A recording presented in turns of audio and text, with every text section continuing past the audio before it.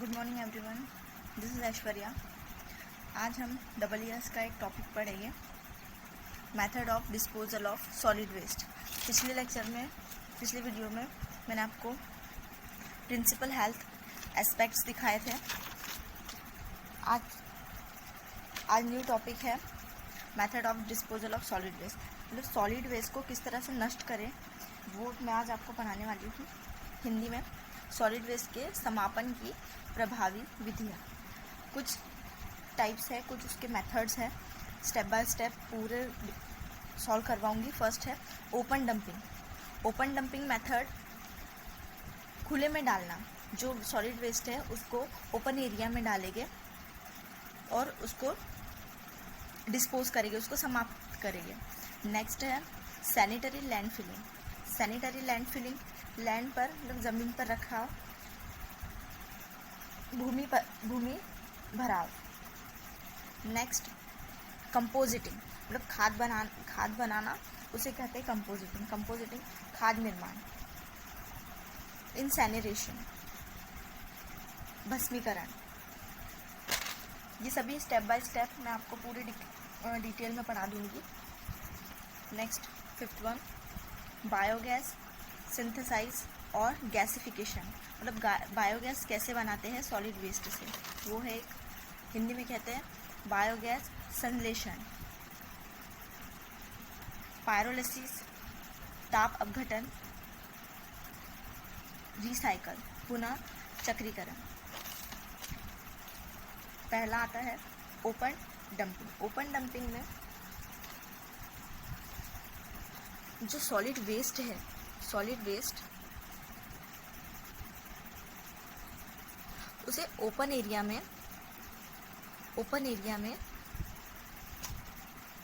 उस solid waste को open area में फेंक देते हैं।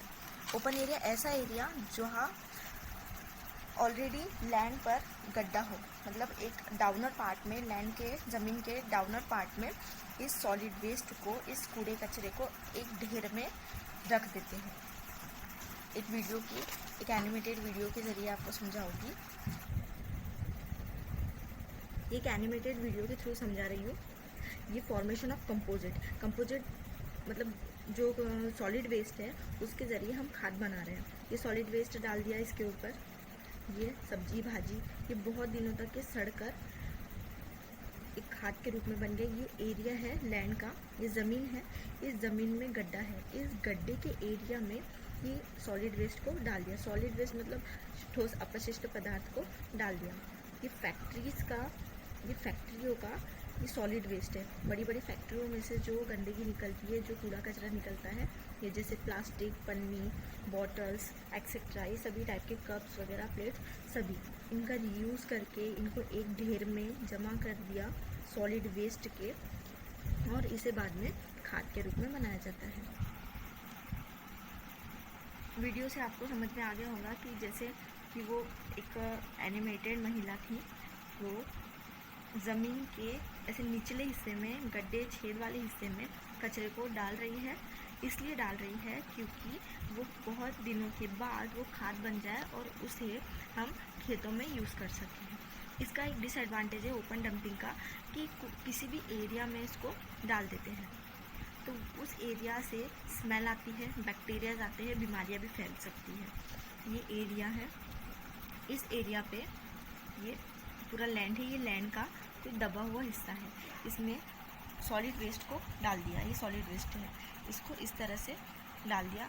इसमें फ्लाइज वगैरह भी आती है, मक्खियाँ और बहुत सारे बैक्टीरियाज आते हैं और इसमें से बहुत दुर्गंध निकलती है जो कि पूरे एरिया को दूषित करती है। ये एक बहुत बड़ा डिसएडवांटेज है, इसका डिसएडवांटेज है।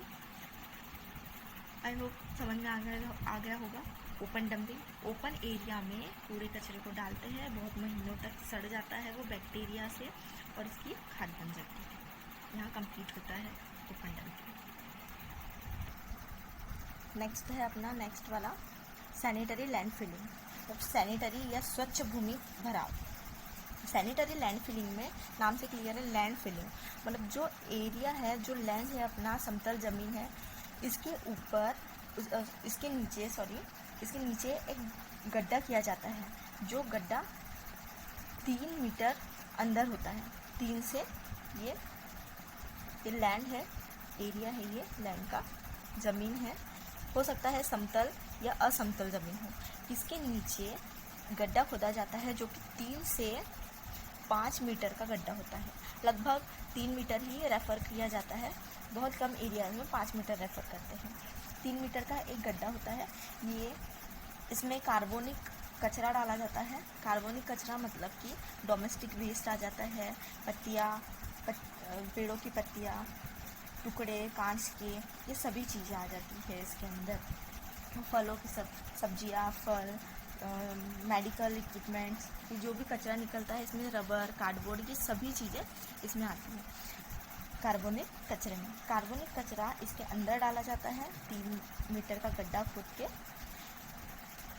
इसमें एक बेनिफिट ये है कि इसमें समतल ज़मीन, इतना ज़रूरी नहीं है कि समतल ही ज़मीन हो, एकदम प्लेन ही ज़मीन हो। जैसे उसमें जो नेक्स्ट प्रीवियस अपन ने देखा ओपन डंपिंग में हमें ऐसे मुड़ा हुआ ये गड्ढे वाला ही एरिया यूज़ करते हैं।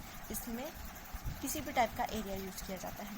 इसमें एक ज़मीन पर 3 से 5 मीटर का गड्ढा खोदा जाता है।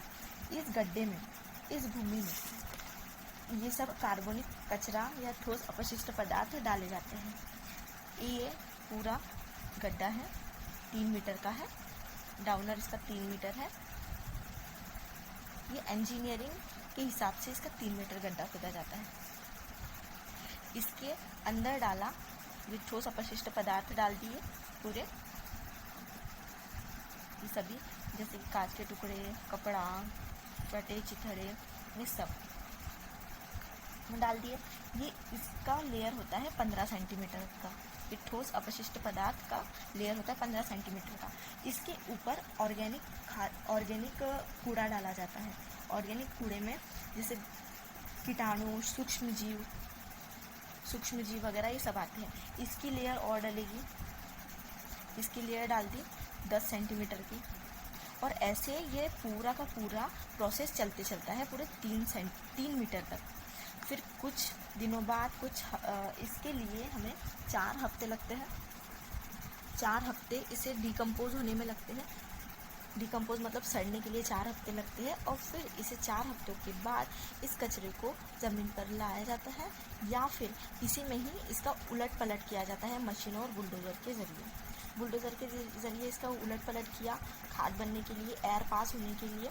एयर पास हो गई इसमें से, और ये 4 हफ्तों बाद ये खाद बनना स्टार्ट हो जाती है। इसके बहुत सारे पॉइंट्स हैं। ये मेथड, इसके पॉइंट्स में इसके एडवांटेजेस। इसका एडवांटेज पहला एडवांटेज सबसे अच्छा ये है कि बहुत ही ये चीप होता है, सस्ता होता है और बहुत सिंपल होता है। सस्ता और सिंपल होता है। सिंपली किसी भी एरिया में छेद करके इसे मिट्टी में डाल दिया जाता है, और फिट मिट्टी लगा के, जैसे ये प्रोसेस मैंने बताई वही प्रोसेस है। नोट सिस्टमेटिक बनाई है इसके, जैसे वीडियो में बता रही हूँ उस हिसाब से आप नोट्स बनाते चलिए, हिंदी भी और इंग्लिश भी। ये एक एडवांटेजेस है। इससे स्मेल भी नहीं आती है, दुर्गंध भी नहीं आती है, और किसी भी टाइप की बीमारी नहीं फैलती, बैक्टीरिया भी नहीं फैलते। और इसका डिसएडवांटेज यह है कि अगर इंजीनियरिंग मेथड के हिसाब से इसको नहीं किया जाए, इंजीनियरिंग मेथड मतलब मैंने आपको बताया 3 मीटर तक का गड्ढा होना चाहिए, नहीं तो इसका अगर ज़्यादा गड्ढा कर दिया, अगर इसका 3 मीटर या 5 मीटर से ज़्यादा गड्ढा कर दिया, तो इस कूड़े का पानी अंदर ज़मीन में रिसेगा, ज़मीन में बचते जाएगा, और ये नदी नालों में बह कर आ जाएगा, और उसके वजह से नदी नाले दूषित हो जाएंगे, पॉल्यूट हो जाएंगे। ये एक इसका डिसएडवांटेजेस है। और नेक्स्ट ये है इंजीनियरिंग मेथड, मतलब कि प्लास्टिक और बड़ी बड़ी बॉटल्स, कांच की बॉटल्स, इससे पहले इस कचरे में से जो कचरे को हमें यहाँ कंपोजिट करना है, यहाँ ज़मीन के अंदर डालना है, उस सॉलिड वेस्ट में से हमें प्लास्टिक और बॉटल्स जो आती है कांच की, कार्डबोर्ड्स वगैरह, ये सब चीज़ें अलग करनी पड़ती है। ये सारी की सारी चीज़ें इसमें से, इस सॉलिड वेस्ट में से अलग करनी पड़ती है और फिर ज़मीन के अंदर डाला जाता है। तब ज़मीन के अंदर डालने पर 4 हफ्तों बाद इसे उलट पलट किया जाता है, क्योंकि एयर पास हो। 4 हफ्ते बाद उलट पलट किया, उसके बाद ये खाद बनना स्टार्ट हो जाती है और 4 महीनों में हमें खाद मिल जाती है। ये होता है सैनिटरी लैंडफिलिंग। इसके बाद हम नेक्स्ट वीडियो में पढ़ेंगे कंपोजिट के थर्ड पॉइंट जो है, ये कंपोजिट खाद निर्माण। कंपोजिट खाद निर्माण के अलग अलग पॉइंट्स हैं जो कि मैं आपको नेक्स्ट वीडियो में एक्सप्लेन करूँगी। Thank you.